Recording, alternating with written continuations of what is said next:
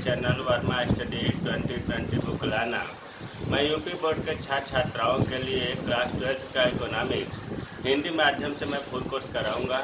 यदि आप full course करना चाहते हैं तो मेरे चैनल को सब्सक्राइब कीजिए और बेल आइकन को प्रेस करना ना भूलें, ताकि जो भी वीडियो मैं अपलोड करूं उसका नोटिफिकेशन सबसे पहले आपको मिल सके। प्यारे बच्चों, बेस्ट अर्थशास्त्र मीन्स माइक्रो इकोनॉमिक्स में चैप्टर 4 चल रहा है। चैप्टर 4 में आज हम लोग पढ़ेंगे कि जो पूर्ति वक्र है वो बाएं से दाएं की तरफ ऊपर की ओर क्यों उठता है। या एग्जाम में क्वेश्चन बनता है पूर्ति वक्र बाएं से दाएं ऊपर की ओर ढालू क्यों होता है। प्यारे बच्चों, ढालू कहिए या ऊपर की ओर उठान, मतलब उठता हुआ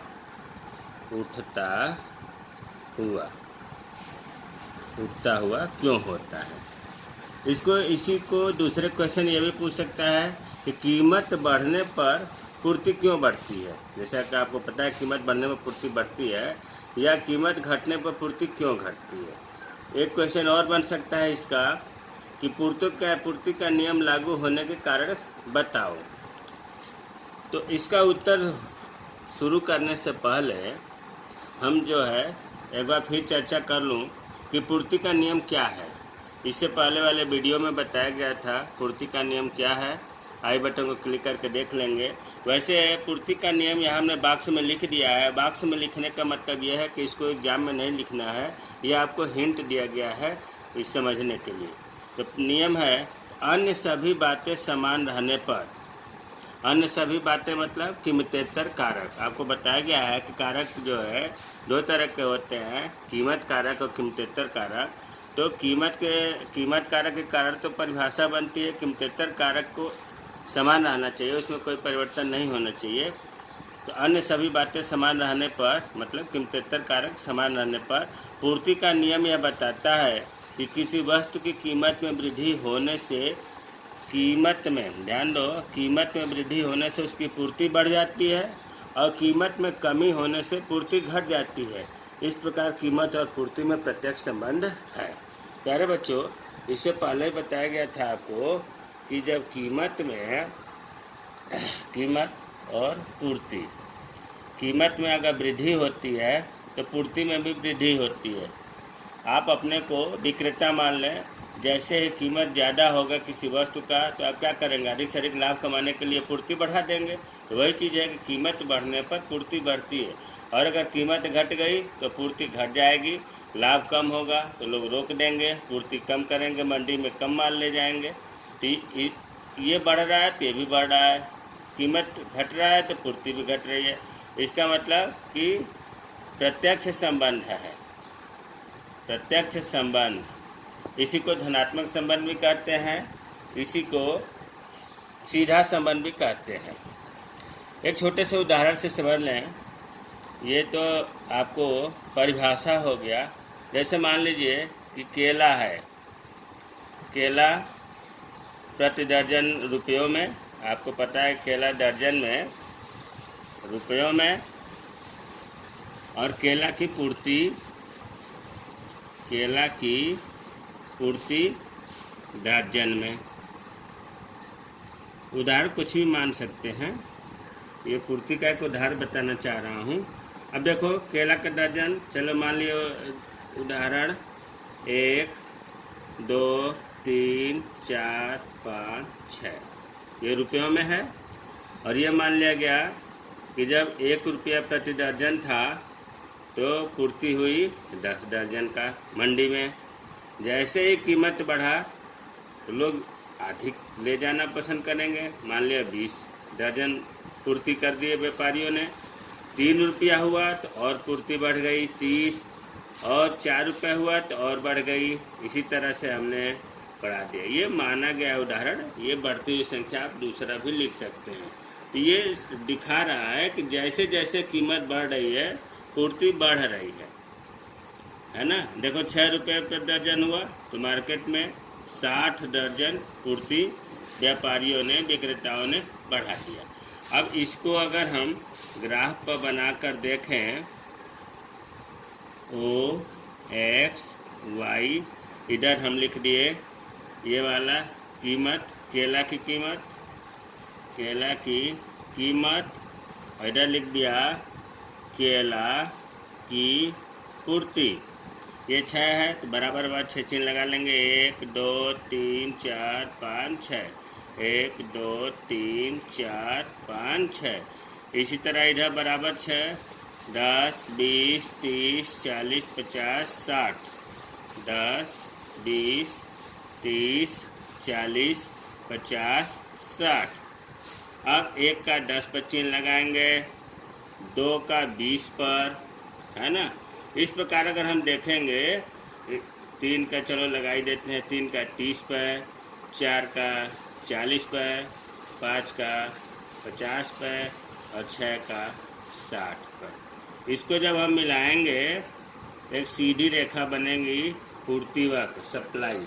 देखिए बाएं से दाएं ऊपर की ओर उठ रहा है, जबकि मांग वक्र क्या होता था? मांग वक्र में याद करने के बाद बच्चों की कीमत और मूल्य में, मतलब मांग में, और एक कीमत ले लो दूसरा मांग ले लो, तो इनमें ऋणात्मक संबंध होता है, अर्थात कीमत बढ़ती है तो मूल्य घटती है, इसलिए ऊपर से नीचे होता है। लेकिन पूर्ति के संबंध में कीमत और पूर्ति में प्रत्यक्ष संबंध है, अर्थात एक की वृद्धि होने से दूसरे में भी वृद्धि हो रही है, इसलिए पूर्ति वक्र बोलेंगे नीचे से ऊपर की ओर उठता हुआ होता है, या नीचे से ऊपर की ओर ढालू होता है, या बाएं से दाएं ऊपर की ओर उठता हुआ होता है। तो अब आपको समझ में आ गया कि पूर्ति की परिभाषा क्या है और पूर्ति वक्र बाएं से दाएं उठता है। अब इस प्रश्न पूछ रहा है कि क्यों उठता है, तो अब ये चीज़ यहाँ से उत्तर होगा। पहला रटने से काम नहीं चलेगा, ये चीज़ बहुत आसान है और आप थोड़ा सा ध्यान देंगे तो समझ में आ जाएगा और आसानी से लिख लेंगे। तो पहला ये है कि पूर्ति का नियम है कीमत और पूर्ति के बीच धनात्मक संबंध होता है। यही कारण है कि पूर्ति वक्र का ढाल बाएं से दाएं ऊपर की ओर उठता हुआ होता है। प्यारे बच्चों, अभी जो हमने बताया कि कीमत में और पूर्ति में प्रत्यक्ष संबंध है, इसीलिए पूर्ति वक्र बाएं से दाएं ऊपर की ओर उठता हुआ होता है। तो याद हो गया होगा, रटने की जरूरत नहीं है। अब दूसरा, वस्तु की कीमत बढ़ने से विक्रेता उत्पादक के लाभ में वृद्धि होती है, फलस्वरूप और अधिक लाभ प्राप्त करने के लिए पूर्ति बढ़ा देता है।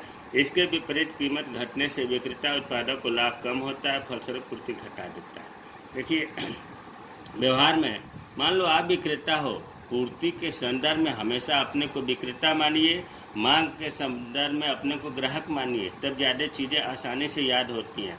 अब मान लो कि तुम विक्रेता हो और कीमत बढ़ गई तो आपको लाभ ज़्यादा होगा, और लाभ ज़्यादा होगा तो आप ये सोचोगे कि कीमत अच्छा मिल रहा है, जितना हमारे पास उत्पादन है उससे अधिक से अधिक हम पूर्ति करके बेच दें, बाज़ार में पहुंचाकर बेच दें, लाभ अधिक कमाना चाहेंगे।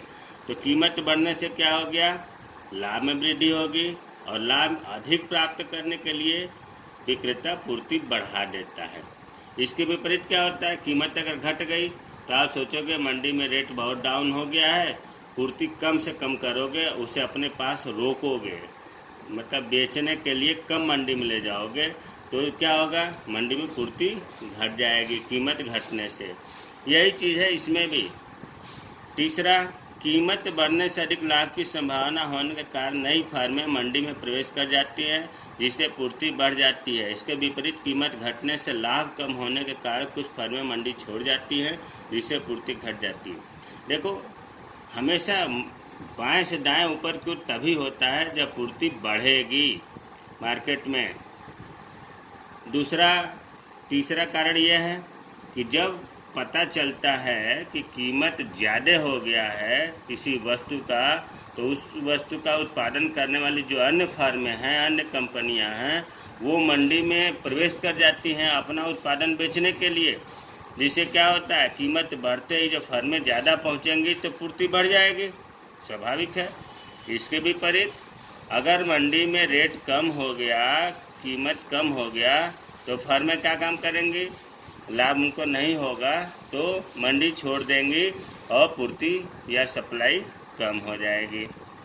एक तो बताया गया नियम का अनुसार, दूसरा बताया गया कि लाभ ज़्यादा होगा तो पूर्ति बढ़ेगी, तीसरा और लाभ कम होगा तो पूर्ति घटेगी। तीसरा बताया गया कि कीमत बढ़ने से फर्म में प्रवेश करेंगी, पूर्ति बढ़ जाएगी, कीमत घटने से फर्में बाहर हो जाएंगी, पूर्ति कम होगी। चौथा, वस्तु की कीमत बढ़ने पर विक्रेता उत्पादक को अधिक लाभ कमाने के लिए पिछला स्टॉक भी बेचने के लिए पूर्ति बढ़ा देता है। इसके विपरीत कीमत कम होने पर विक्रेता उत्पादक को लाभ कम होने पर वस्तु को स्टॉक में रखकर पूर्ति कम कर देता है। चौथा, यह भी रटने की जरूरत नहीं है, जब कीमत बढ़ती है तो विक्रेता क्या है, वो अधिक से अधिक लाभ कमाना चाहेगा। जो स्टॉक रखा है, पिछला स्टॉक जो उसका रखा हुआ है गोदाम में, उसे भी बेचने के लिए वो मंडी में ले जाएगा, अर्थात मंडी में पूर्ति बढ़ा देगा। और अगर कीमत कम हो गई तो विक्रेता क्या करेगा, उस वस्तु को स्टॉक में रोक देगा कि इस समय भाव डाउन है, हम आने वाले समय में बेचेंगे, आने वाले समय में पूर्ति करेंगे। तो कीमत कम होने पर पूर्ति कम कर देता है। तो प्यारे बच्चों, बहुत छोटा सा क्वेश्चन है, आसान है कि पूर्ति वक्र बाएं से दाएं क्यों ढालू होता है या ऊपर उठता है। तो हमें उम्मीद है कि 4 पॉइंट है आपको समझ में आ गया होगा। मेरे चैनल को सब्सक्राइब कीजिए, वीडियो को शेयर और कमेंट में करिए, ताकि मुझे मोटिवेट होता हूँ तो बढ़िया अधिक से अधिक वीडियो बना सकूँ। और एक सूचना यह है कि मैं पूरे वीडियो को प्लेलिस्ट में जोड़ दिया हूँ। आप डिस्क्रिप्शन में जा करके जो लिंक दिया गया है उसे क्लिक करके प्रत्येक वीडियो को आप पढ़ सकते हैं। ट्वीट पर भी आप फॉलो करें। जय हिंद, जय भारत।